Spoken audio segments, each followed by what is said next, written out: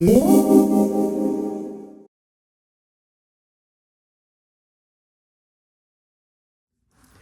everyone, welcome back to my channel. I'm Jess with So Many Creations, and today we are going to talk about piping. This is just going to be a quick little demo on how to properly lay your piping down to set yourself up for success when you get to the machine. We'll talk about tools and feet and all of the little tips and tricks that I've learned along the way. If you like videos like this, don't forget to click subscribe, hit the notification bell, and give it a thumbs up. So if you are anything like me, you have been seeing all these beautiful bags out there that have piping just like this, right along these beautiful curved edges, and you thought to yourself, I can do that, it can't be that hard. And then you tried and you didn't love your results. I was in the same position. I was in your shoes once. I don't know what I just didn't know what to do. Every time I would try to add piping, I feel like it would turn into a disaster. So after playing around and just really kind of focusing on getting it laid properly and placed on my piece, that's when I found all these little tips and tricks that work for me. So I want to share them with you. So we're not going to be making any particular project today, but piping can be added to so many of your bags in so many different places.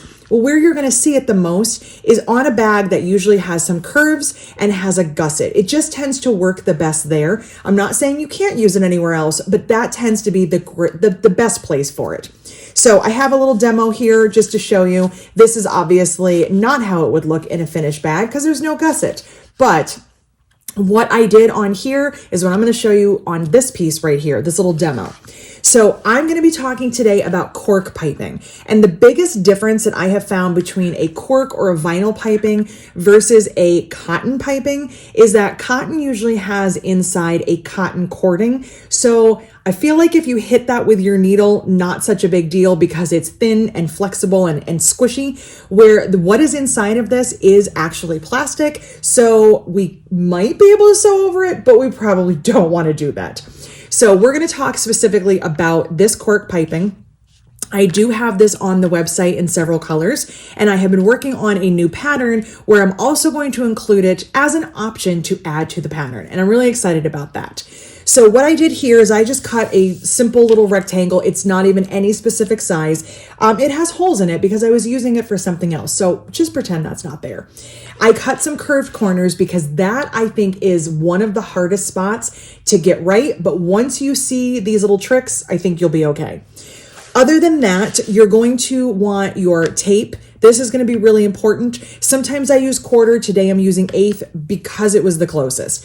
Tape of any kind, double-sided tape, is going to make this so much easier. You can use clips, but I think that you'll be happier with your results here.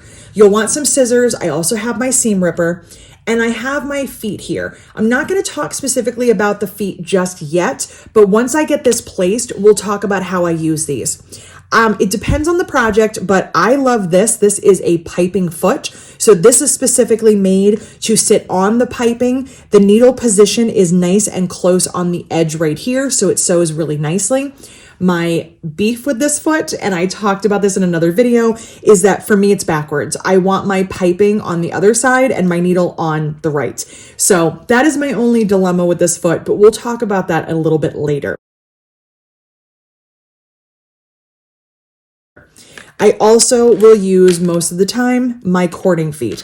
And the reason I use these is because they're really narrow, they're easy to get around corners, and I like the visibility. So they don't sit on top of the piping, they sit next to it. So feet will be for the end, we'll move those aside. So let's talk about how we get this onto this and prepared for sewing so that it goes really smoothly. So one thing to keep in mind when it comes to piping is about your size.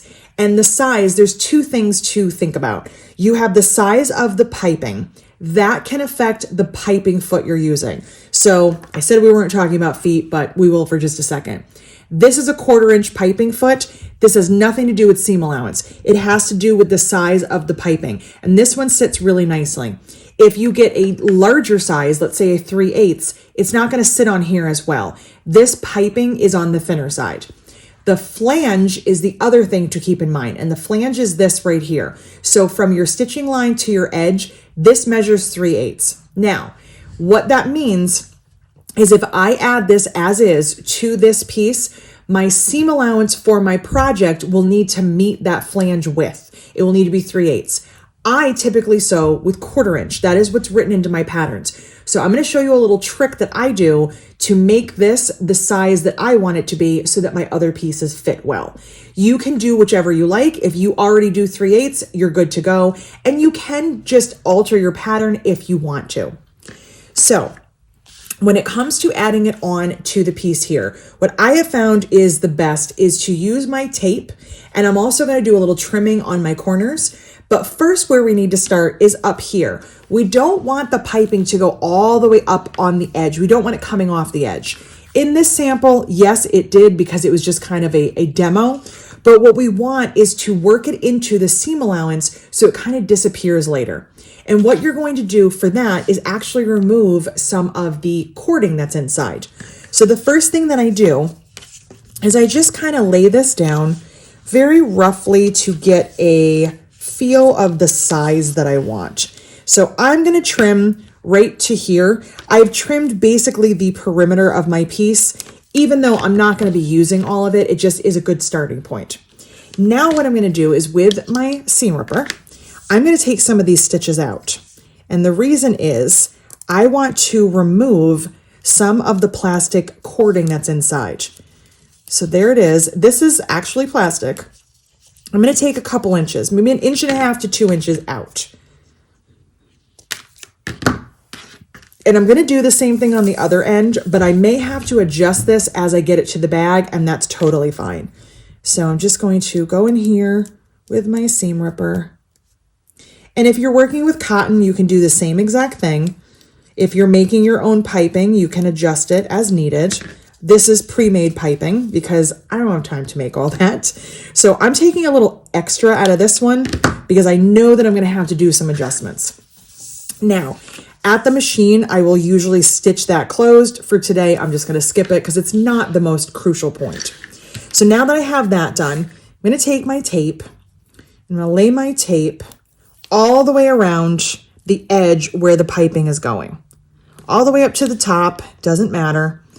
And don't be afraid when you get down to the corner if your tape is kind of on top of itself or not laying flat, because once the paper comes off, we can kind of push it down. So we're just going to do that. Tape has been one of the biggest changes, game changers, in bag making for me in general, but also for piping, because instead of trying to clip this, I can just use the tape, and I use a clip or two if I need it, but for the most part, the tape does all the work for me.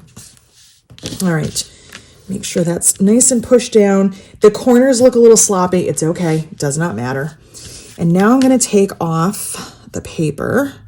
So I have this nice sticky edge ready for piping. All right, get rid of that. And I'll just push those corners down, just make sure that's nice and flat. All right, so there's my piece all prepped. I started prepping my piping.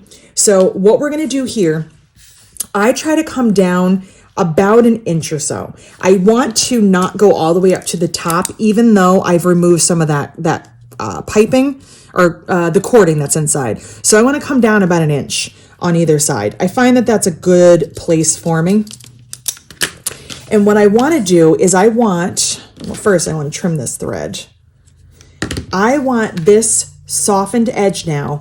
I want it to go off the edge. It just works a lot better because then I can catch it in my seam and I don't have to worry about where it ends. Otherwise, what do we do with this end? We don't want that. So what we're gonna do here, just getting rid of some threads, is we're gonna place this. The stitching where it stopped is just under the 1 inch mark, and I'm just gonna place that down. And then what I like to do here is I'm going to cut a little triangle. I've done it without cutting the triangle, but I find that this makes it a little smoother. If I get my scissors all the way in there. So I just cut like a little notch. So then what I'm going to do is fold that towards that notch. And just like so, it's hanging off the edge. I will grab a clip. Grab one right here.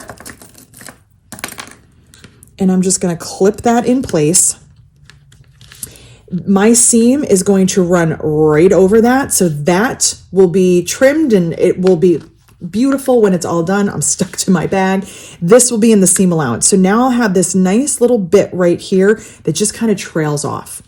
I'm going to go down my straight side. And when I get down to the curve, I'm going to notch this. And I want to make some nice, pretty deep notches. I'm not going all the way to the stitching, but I'm getting pretty close. And I just do maybe 1/4 of an inch apart, not measuring. All right, like that. So now what I can do is kind of fan this out. And that is what's going to give you the nicest curves you can possibly get with your piping, because otherwise this is stiff. It just does not want to turn. So that is how my corner looks. Go ahead and zoom in on that. Look how beautiful that lace. All right. So now we're just going to keep going, do the same thing. Lay this down, get down here, do some more notches. And it's okay if the notches go beyond the corner. That's okay.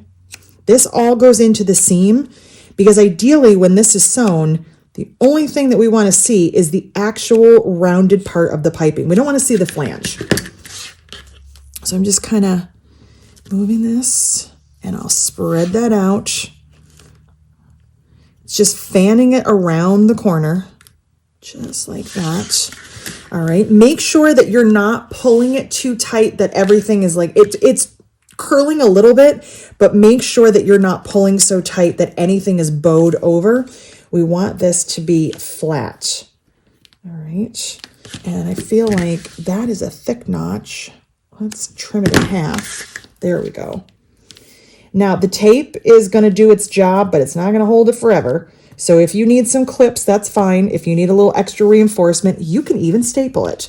We've all been using staplers a lot lately, so you can absolutely do that. So now I'm going to get up here. Now here's what happened. Okay, I did trim this a little short, but you notice it's longer. And there's my 1-inch mark. My piping is down here. Okay, so it's a little further down than this one, but that's okay. If it's too high, I can go in and trim a little bit more. So what I'm going to do here, kind of eyeball this to get it about even. I'm going to cut another little notch right around that 1-inch mark. And I'll be honest with you, I'm not super fussy if these are not the exact same height.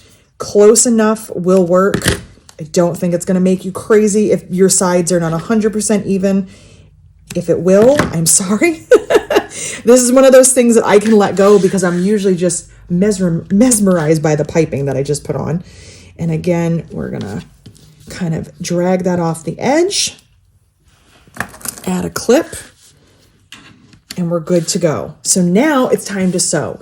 Now, I don't worry about anything that's going on over here. I'm not concerned. My tape kind of let go a little bit on the corner, and that's fine. I'll work it when I get to the machine.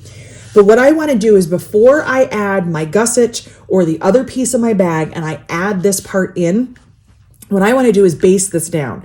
I just feel a little bit more confident doing that rather than adding another piece on top and then not seeing what's going on. If you followed me for any amount of time, it's the same way I do my zippers. I want my zippers kind of stuck in place. So I'm going to do that with the piping as well. So depending on what foot I'm using, I've got my different feet right here. If I'm using this one, I'm going to follow along the piping, but you see how I can't do it this way? I have to put it towards the inside of my machine, which I find kind of annoying. I want this foot in the reverse and I've not been able to find it. I do have some clunkier ones, but I just love this one. So if I'm using this one, I just kind of make do, but I'll just run this along and you see how nicely it goes around that corner. I'm always fussing with this as I go. And again, I will add some staples or clips here if I need to. I just want to base this down. If I don't use that foot, I can use one of these. And this is just going to sit as close to it. I always say to myself, it should be uncomfortably close. It should be the closest close talker you've ever met in your life. So in your face that it's a little too much. We want this foot so close to that piping that there isn't any room to wiggle, because then you're going to have it all stitched down and ready to go. Once that's stitched, you can move on with your bag as the pattern says. Now, what I had mentioned earlier is that when putting this on, this is going to give me a 3/8 of an inch seam allowance. I do have to use this foot to do my final work, because even with another piece of cork on top of here, I still can't use my compensating foot. I need something that's going to sit next to the piping. So I can use the measurements on my machine and do my seam allowance. When it comes to the lining, I have to make sure the lining matches the outside. So if this is 3/8, my lining needs to be 3/8. Since I like a quarter, here's something that I do. And I'm kind of playing around with this. I'm trying to steer myself into being more okay with a bigger seam allowance. There's nothing wrong with it. It's just once you're in a habit of something, it's kind of what you do. So when we look at this, this is the 3/8 flange. So what I will do, and it's not perfect by any means, I will just kind of use my ruler to mark just a little. Don't worry, I'm not marking the whole thing. I am going to use my ruler to mark 1/8 of an inch, just a little bit, so I can see. So if I take that much off, that means I'm going to have a 1/4 of an inch flange. And so I will just work my way down. I don't measure and mark the whole thing. I just kind of use that as a guide, and I'll just go along the whole piece as evenly as I can without stressing about it. And I'll trim it down to roughly a 1/4. One thing to remember is that when we get up to the top here, there's nothing keeping us from getting a perfect seam allowance, because this is off to the side. So I can make sure that the top part, which is going to meet the top part of the lining, fits perfectly. And if down here is not a consistent, even perfect 1/4 inch, it's okay. I can work with it. So I hope that this helped, made you feel a little bit more confident in adding piping. I can promise you, if you give it a chance and play around, it's not so scary. It really is a fun thing to work with and a fun thing to add to your bag. The bag that I finished, I wish I could show you. It's a new pattern that I can't show you just yet, but I knew it would be the perfect bag to put piping on. And the first comment that my husband made when he saw it was, wow, that looks so professional. How did you do that? So it kind of made me feel good. I gave myself a little pat on the back, because this, I think, just steps up your game so much. So I hope you liked this video. I hope you enjoyed all of the little tips and tricks. If you're ready to try piping, please give it a go. I can't wait to see how it looks in your next bag. And if you have any questions, don't hesitate to reach out. I almost said don't reach out. That would be rude. Don't hesitate to reach out. I need to go take a break, maybe have a snack. So I will see you all later. Thank you so much for watching.